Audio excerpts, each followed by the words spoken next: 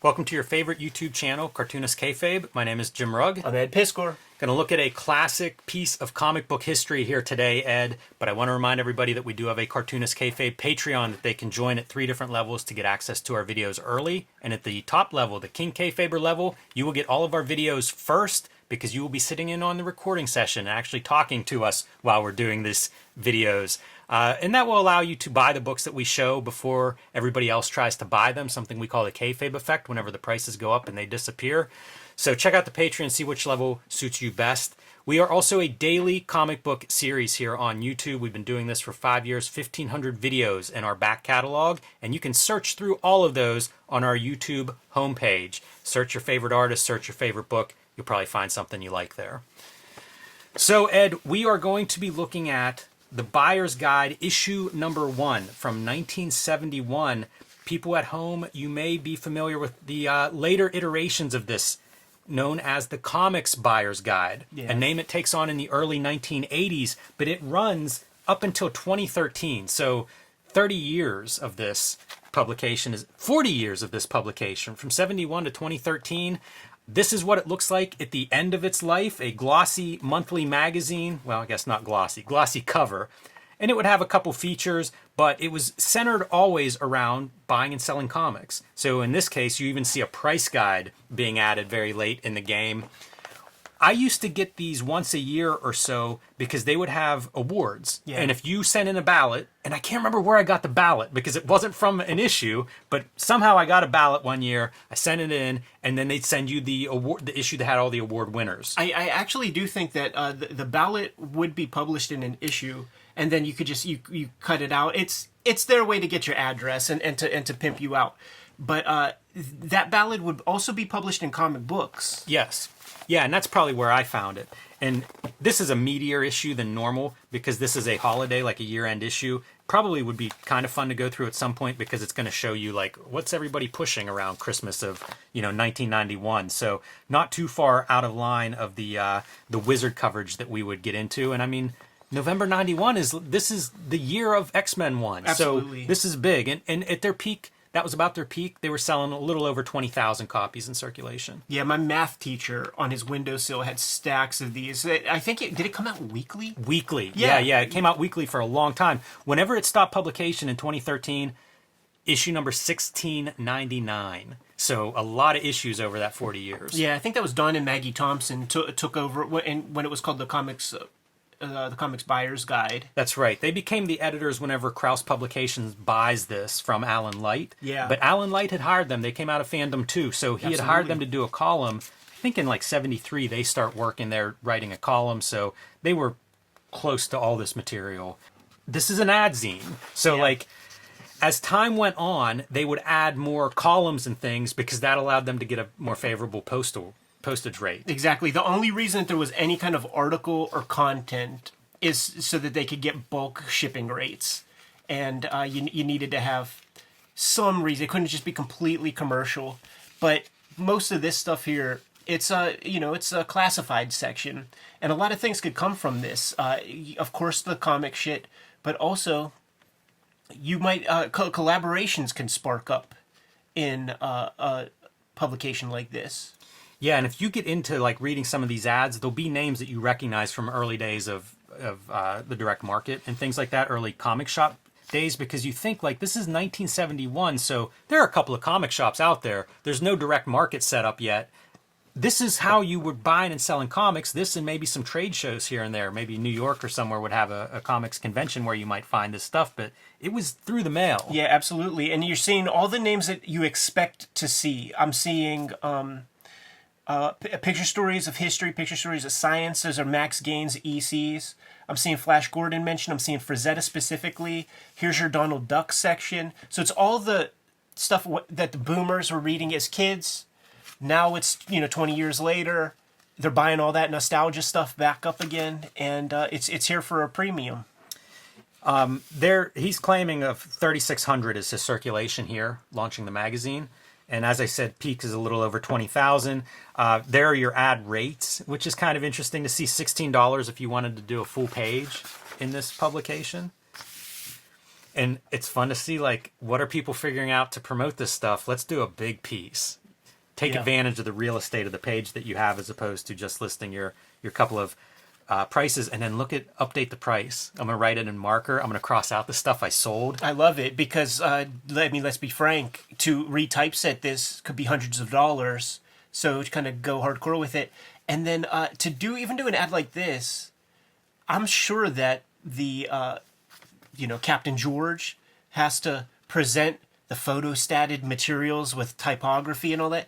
To make this ad would have cost an investment of just the publisher. It's not like, you or I, where we could design our own thing and make thumbnails and all that. It was a big enterprise. You had to have like a print house put that together, and probably had to wait a certain amount of time to get the results back. Yeah, and when you look at this, it's probably somebody just doing it themselves on a typewriter. Yeah. It's not justified or anything like that. So Yeah, it's a little... pretty neat. Yeah, like that one, it totally feels like Oh, a yeah. typewriter, but this is like really pretty straight. So I do wonder if, that was able to be banged out. And these are classified. So this is all different people advertising. And in many cases, it's like they're selling their own fanzines and things. Look at this, man. Bob Kane, original artwork. The creator of Batman and Robin draws his famous creations, one each, of Batman and Robin, both 8.5 by 11. Oh, and it's Alan Light pimping his shit. That's funny. Yeah, it's so interesting, like what was available at this time period. There's I was looking into like the history of this, and at some point, and I think it might not even be until the 80s, they go to all typeset as like sort of we want to make this look more professional, presentable, and things like that. But it comes out of that fandom. Like everybody was just doing their own fanzines, and that's essentially what this is, maybe with a little bit more of a business plan behind it. Yeah, and clearly Alan is in business for himself, and then he gets the primos, and then everybody else gets extra. It's funny how he's so colored to me by my relationship with Fantagraphics and Gary Groth and those guys, because the first issue of the Comics Journal after Gary buys New Nostalgia Journal or whatever, the entire first issue that they put together with this new mailing list and new circulation is all in response to Alan Light. Every single page is about Alan Light. It's showing off canceled checks or cashed checks that people sent in to this publication and didn't get their ads. It's Wow. It's the guys at Fantagraphics catching him at a convention on a panel and transcribing all the stuff that went into that. So they really cast him in a pretty bad light. And so when I see his name, I think of him as a bad guy. It's interesting to have that context. Stranko doing a note for this advertisement, another Captain George. And it's about the third one we've seen for Captain George. So the cool thing about looking at something like this, on top of just a basic historical significance, is now there's like new names that I don't know Captain George's, right? So that's something I'm going to Google just to satiate my own fan interests. So I like seeing this stuff. It's not just that we're selling you back issues of comics. It's like these are some of the other comics publications that are being done. Tomorrow Magazine, Reality. That's a strange one.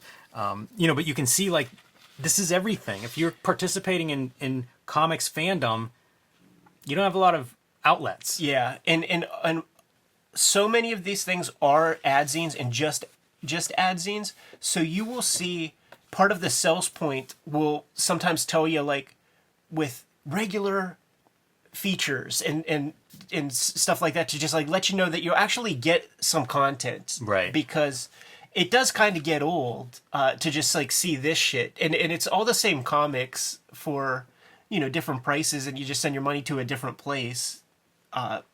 So, it could get old. How about these rub-off transfer screens? Yeah, pretty fascinating. So even like art supplies for the because a lot of these fanzines are artists trading stuff back and forth in the mail or trying to get their artwork published in one of these things. When you see this, you got to look and see if it's like a Russ Cochran. It's Dynapubs, which is the same as that art supply piece on the previous page. But then there's stuff that like I don't even know what this is. Right. I like that art, but I don't know what it is. Right. Yeah, definitely pulling from Steranko traditions. Yeah, absolutely. Boy, the full pages are nice. They're so big. Upside down letters. How about that? Zipatone, straight up. There you go. How cool is that, man? This is fantastic. $1.75 a sheet, 9 by 13.5 inches for a sheet of that. Cartoonist Kayfabe is brought to you by the books that we make. Out now. Hip Hop Family Tree Omnibus. Thank you guys so much for supporting it. And if you did not, we still have some copies available. There are 2 rounds of Red Room that are out there. Antisocial Network and Trigger Warnings. Crypto Killers, the 3rd in the set, is coming out in 2024 in January. And X-Men Grand Design Trilogy trade paperback is coming to you in November. Another thing that's coming to you in November is the Street Angel Princess of Poverty collection that is the companion piece to Street Angel Deadliest Girl Alive. Jimmy's been self-publishing over the course of this past year, the BW Zine, 1986 Zine, and True Crime Funnies. And of course, Hulk Grand Design is out there on the stands, but not for long. Now that we are done paying the bills, back to the video. Yeah. It's about really $8 great. in our day. When you see it at this size too, patterns are an actual size. Right. So you can see like how do these dots reproduce? And then if I'm going to reduce them down in size, I might need this size as opposed to here. And that's what you get, 50 lines an inch, 42.5 lines an inch, 32.5 lines an inch. And you had to know that stuff because if you got the wrong size and reduced it, that's what you get the moire patterns. Or just black. Yeah, a lot of ways that can go wrong. Man, that was your centerfold. They bought, that's $32 ad right there. I mean, just imagine, like, preaching to the choir stuff. Like, it makes it, a young Dan Clowes might have got his Zipatone that way. Dynapubs again. Like, that's another one that's dominating these things. You wonder if Alan Light has his fingers in that pie at all? Yeah, or it's just some buds. Poster cells. Some Kirby's, some old Supermans for cheap.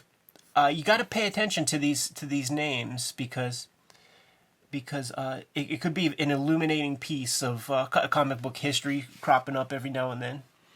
Also, this Illinois is one of the places where a lot of this stuff is going back to. Mm-hmm. And it's funny to see like where are the concentrations of this material as well. Right. Where's fandom? Where's printing? I assume that Illinois is a lot of the printing is coming out of there. This could be one of those, look, another Illinois thing. This could be one of those situations that you would get with your print-on-demand books where if you include an ad for the people who make the thing, you might get 5% off your print bill. Yeah, that's not a new thing in the 2000s whenever I start printing. Right. Or now with all the digital printing, it feels like that's another one. Wrightson was such a hot property in comics fandom. He was like the new hot guy whenever he came out. More Captain George, this time reprinting Secret Agent X9. Dashiell Hammett being one of your selling points there. Absolutely. Man, Alex Raymond, that's a lot of star power in those 2 names. That one's coming out of Toronto. Virgil Finley, one of the names that has transcended the pulps. To this day, I literally follow Instagram channel specifically because of the Virgil Finley art. The Collector, number 22. This is another fanzine that had a long-running time, and these artists would cross over, right? Like Fantuccio, who does the cover of this, the reason I have Collectors is because he did a bunch of work in those. So kind of a small world as to where artists are being able to place their art. Yeah, this is cool right here. New York Con issue. That would be the Phil Suling cons that were happening, and of course Phil Suling, the Grand Poobah of Seagate Distribution, creator of the direct market comic book distribution system. Man, and then like hand lettering. Look, hand lettering all of these. Super address book. Oh man, a listing of the pros' home addresses. Oh my goodness. Let's see if we could identify some of these cats. Of course, Kirby. What's Dan Jerkins doing back there in 1970? I think that might be Frazetta, actually. I don't recognize some of these other fellas. Is that Ditko? Could that be a Ditko photo that we don't know? Wow, that'd be amazing if it was. It could be. I think that's Dennis O'Neil. I feel like I've seen that photo before. Stan Lee. I can't see that guy at all. It's incredible to me that Stan Lee, it's like he was an old man twice. Yeah, totally. And that's like probably him from the 50s and shit. Mind-blowing. Anomaly. I feel like I heard of that. And if that ain't Vaughn Baudet, I call you a liar. And then you see Richard Corbin directly from Jan Stranad. How cool is that? Wichita, Kansas. Yeah, that's amazing. How about these Robert E. Howard posters also? Jan is selling those. Yeah, I wonder who's the artist behind those things. You know, I saw Jan on Facebook. I'm gonna reach out to that guy. I would love to speak to him. We could probably get, you know, a better conversation about Corbin with Jan Stranad than we could with Richard Corbin himself if we were able to get our hands on Corbin before he passed. Yeah, that'd be great. There goes Phil Suling with he looking like the Big Bopper with that little spit curl. And here we have an article by Jan Strand. I have to do our callback, man. As I knew the name when I was a kid, Jan Strand. There you go. Right, exactly. And now we're doing our 8th page ads. You know, just kind of testing the waters to see if I actually sell any of my comics here. So and this is very fine print. So this is literally the one piece of content in this magazine. Yeah. That could have potentially, maybe in 71, this is all you needed to get your bulk shipping rates or something. You got to have this one, and it is Jan Stranad. I would like to read this piece, actually. So I'm going to freeze frame this image on the channel and change the orientation and see what Jan has to say about the whole scheme. You know what would be interesting, because like I don't exactly know the trajectory. If you could go back one page just real quick, Jimmy, I wonder if Jan was just a fan and never collaborated with Corbin at this point, because like Mutant World and stuff, that's not 71. Man, that's early for yeah. So that's something that just came to mind. That's a good call. Yeah, it's so weird to see this stuff and then remind yourself it's 1971. So like, these are underground comics. Totally, and then you have to change your mindset, because like in say 77, 78. This would be Barry Windsor Smith influence, but this is just like Frazetta or like Hal Foster. Like Barry Windsor Smith ain't even really doing Conan, I don't think, at this point, 71. I think that comes later. Yeah, it's very early. And I was looking at addresses, you know, Portland, there's one in Washington State here, Massachusetts. So you are starting to see representation from different pockets around the U.S. of people dealing comics, trading comics. So here's the questions, Jimmy. Here's the questions that I would love for... and Dynapub. Looks like that is Alan Light. Uncle Jeet, are you out there? If you have a circulation of 3,000, that means you're starting from somewhere. So what was Alan Light doing before this in order to get some addresses? Furthermore, what was he doing to get the people, you know, to solicit the ads and stuff? Like how does that part work? It's chicken and the egg. You know, you're starting this new venture, and you got... You know, it's clear that some of it is him and maybe one or two other people, but, you know, there's a couple of disparate ads, Portland, Oregon, and, you know, that's quite a distance. So how does that part happen? It's a good question. And, yeah, I don't know. Whoever's out there that wants to take a stab at it. Watch episode 1 of our Wizard coverage, where the letters coming in are from Ben Dover and Spock Goldstein. Yeah, exactly. How about this? This is 1 year anniversary issue. And you can see the level of sophistication rising just in the typesetting and having a logo now for the publications. Yeah, is it possible to go through this one kind of quick? Sure. February 72. And look, now you're putting your circulation numbers right on the cover. Let everybody know that you want to put an ad in here. You get some bang for your money here. But you know what? Full page ads still $16. So that hasn't spiked. I have this issue of Fantastic Fanzine. This is Gary Groth. This is a Gary Groth publication. Yeah, I have this one is another one that I should say these are from Rick at Casablanca. Hooked me up with these, and I have this publication. But I mean, this is what it was. You know, like that's what all these guys that end up leaving their marks. That's what they're making. You know, they're like self-publishing their zines and trying to sell a few ads and reaching out to the artists that they know and everything. I love seeing like Basil Wolverton was also in that first one in one of these ads. So take a look at our artist edition for the what do you call it, man? His biblical shits. It's cool to see, you know, like fandom was a fan of him. Oh, totally. Yeah. It's sort of always been that way. You know, like there are the understood cool guys, and then it is people like unsung heroes like Glenn Bray, you know, that kind of helped bring a lot of that to the surface. This was something I wanted to point out whenever when I was looking through these. Buddy Saunders. So you guys, Buddy Saunders has come up a few times on here. One was in the Words. What was the Frank Miller, Stephen Grant?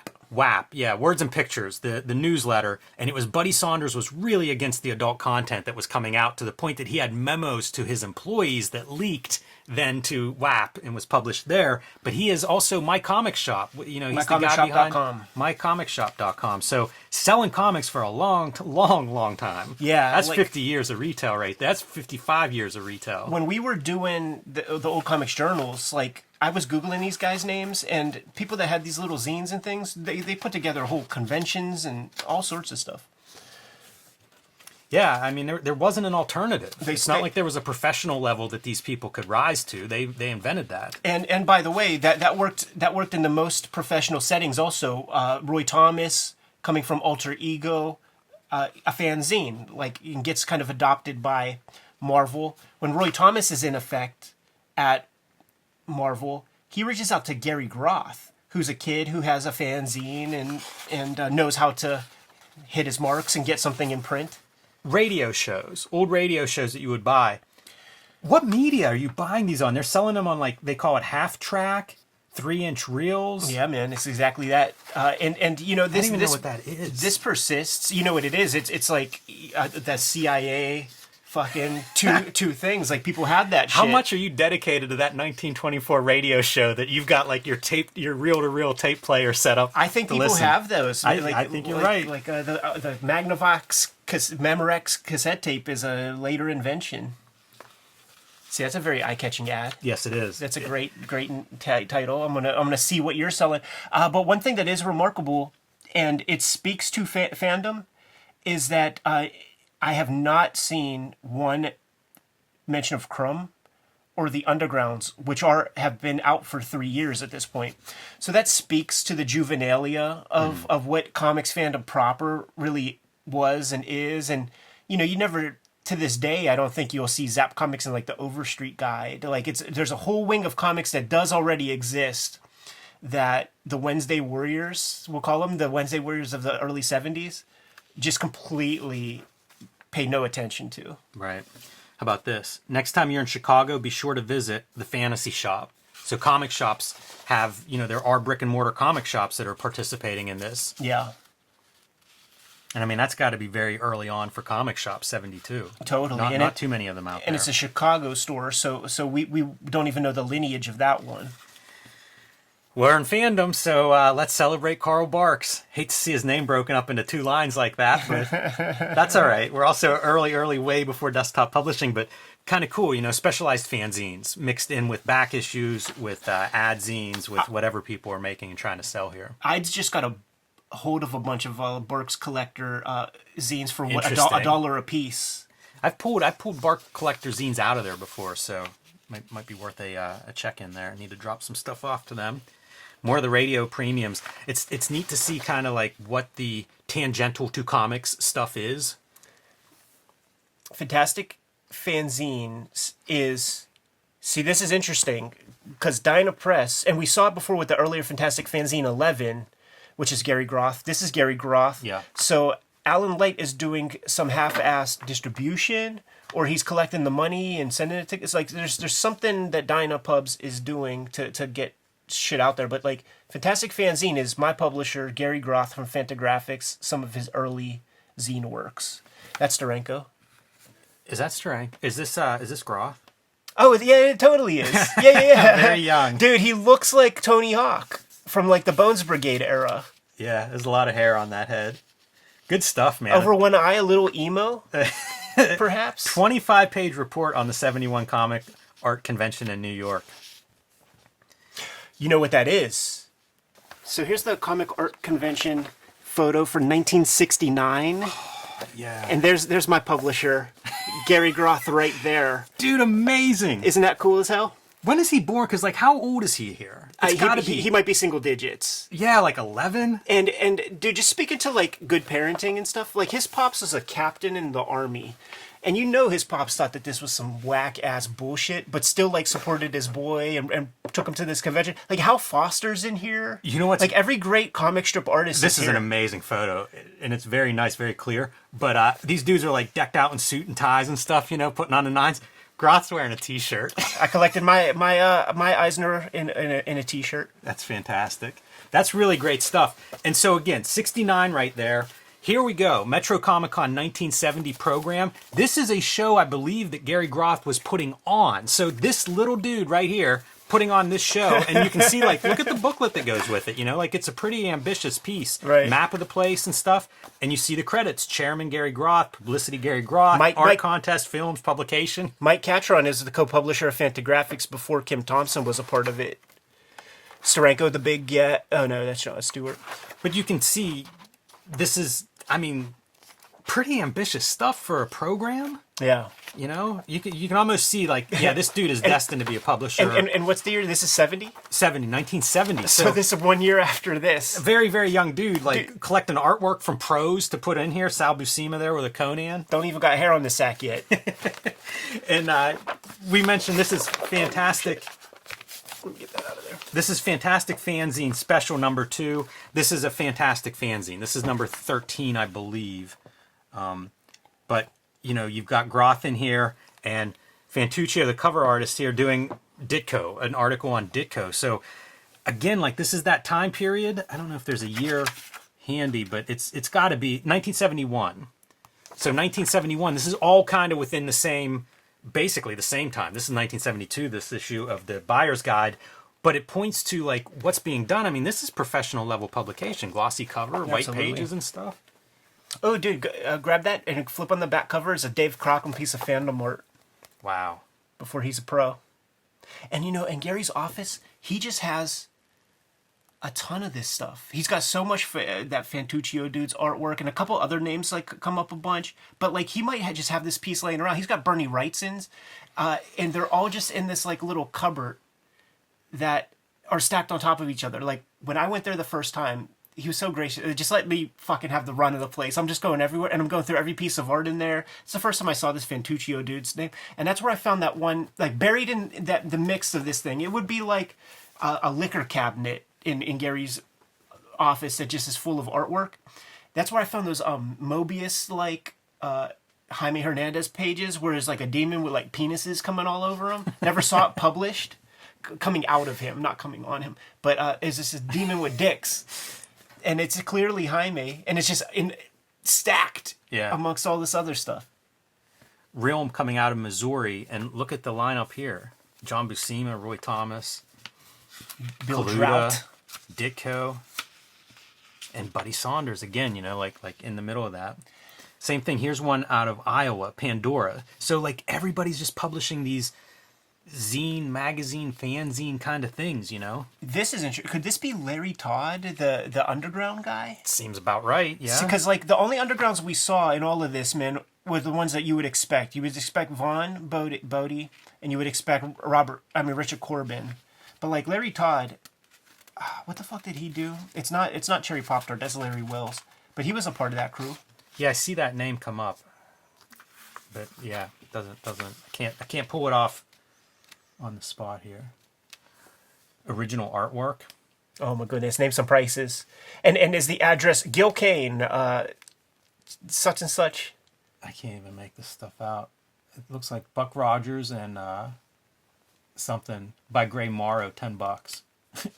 5x7. Oh, it's a sketch. That one's just a sketch. So, yeah, a few of these will have artwork listed if you get into some of the minutia of the fine print.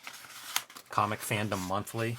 You know, you can see it, like, they're trying so hard to get to the point of legitimacy of professional level, and they do eventually, but that's what you're seeing here, like the people that are really pushing in that direction and finding each other to kind of make a team and go at it. FanCon 72.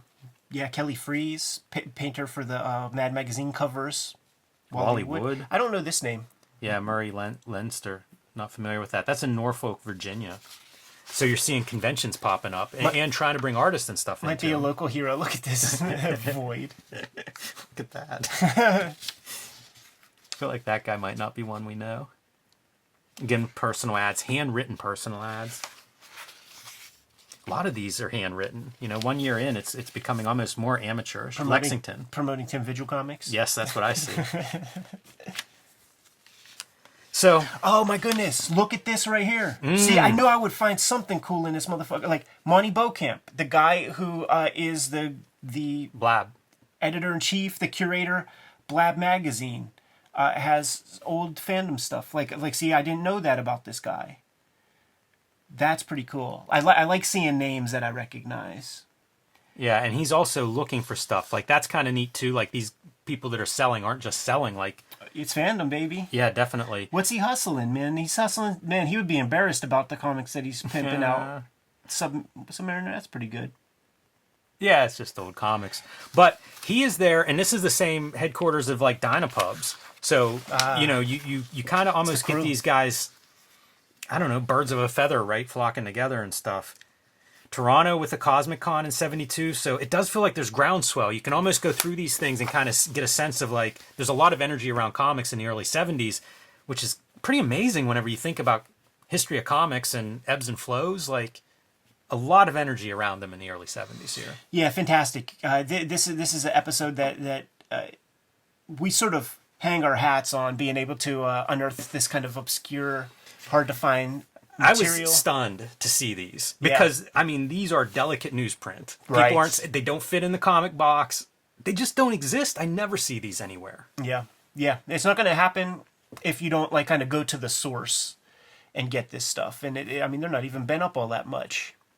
Yeah, I was curious, like, do they grade these? Like, what's a top grade for one of these, They grade man? Like a everything 4, now, man. like a 3? Like, they can't be in good shape at this point. They Right. weren't in good shape when they came off the presses.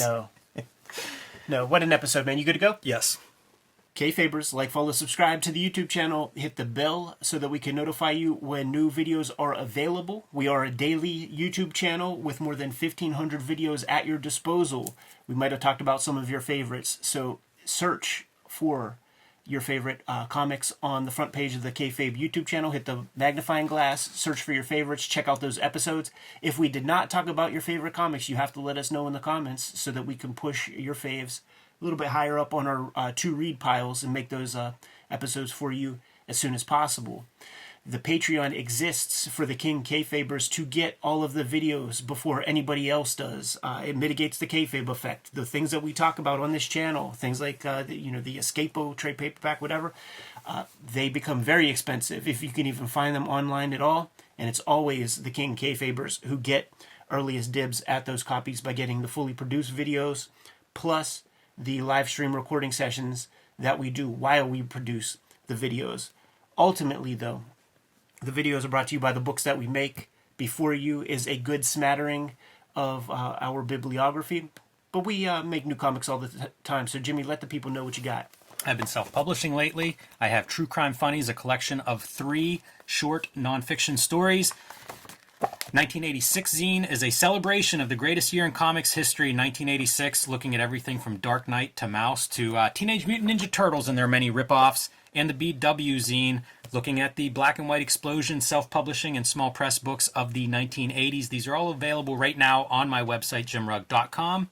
Coming up in November, I will have a new volume of Street Angel. Street Angel Princess of Poverty will be out from Image Comics at the end of November. You can pre-order or reserve that one now. It is a companion piece to Street Angel, Deadliest Girl Alive, also available from Image Comics. Together, these 2 books will collect all of my Street Angel comics that I have created so far. And finally, Hulk Grand Design, my contribution to the Grand Design stories, one of the books I'm most proud of making. This thing is out of print at the distro level, which means if it's at your comic shop, scoop it up, because it is going to disappear and be hard to replace. Prices are already going up online for these, so if you haven't added Hulk Grand Design to your collection yet, do that now. The Hip Hop Family Tree Omnibus is out there in full effect. Thank you guys so much for supporting it if you did. And if you have not yet, right at this moment at least, there's some steep discounts online that you could find if you don't have a good comic shop in town. 504 pages with about 140 plus pages of additional material. It's going to serve all customers. The people who read Hip Hop Family Tree in the past, you're getting a lot more material to chew on. And if you've never seen Hip Hop Family Tree before, like, now is the time. Or generating new readership with this latest Hip Hop Family Tree Omnibus. let's sell it out before 2023 closes out the calendar year. I think that's a noble goal, and we're more than 75% of the way toward that goal. Not the only holiday piece I'm having come out in 2023. There's going to be an X-Men Grand Design Trilogy trade paperback coming to you. It's going to include all of my X-Men Grand Design works in one handy package. It's going to be the size of a comic. It's going to be smaller than the Hip Hop Family Tree size big books, but that is coming to you in November. Red Room has been the focus for the past couple of years. There are 2 trade paperbacks out right now, the Antisocial Network and Trigger Warnings. Third's going to come to you in January. It's called Crypto Killers. And right now I am serializing my daily strip exclusively to my Patreon. It's called Switchblade Shorties. It's going to be coming out January 1st of 2024.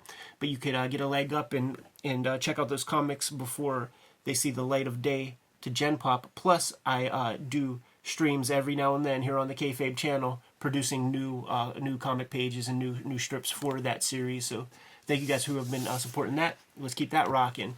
The books are the absolute most important part of keeping Cartoonist Kayfabe sustainable to the point where Jimmy and I could collaborate and put these videos together. There are, however, some other ways to support the channel. Jimmy, let the people know. Subscribe to the Cartoonist Kayfabe newsletter at the links below this video. You can also find Cartoonist Kayfabe t-shirts, merchandise, hats, stickers, and more at our spread shop. That link is also under this video. All good ways to support the channel. Give them some marching orders, Jimmy, and we'll be on our way. Read more comics.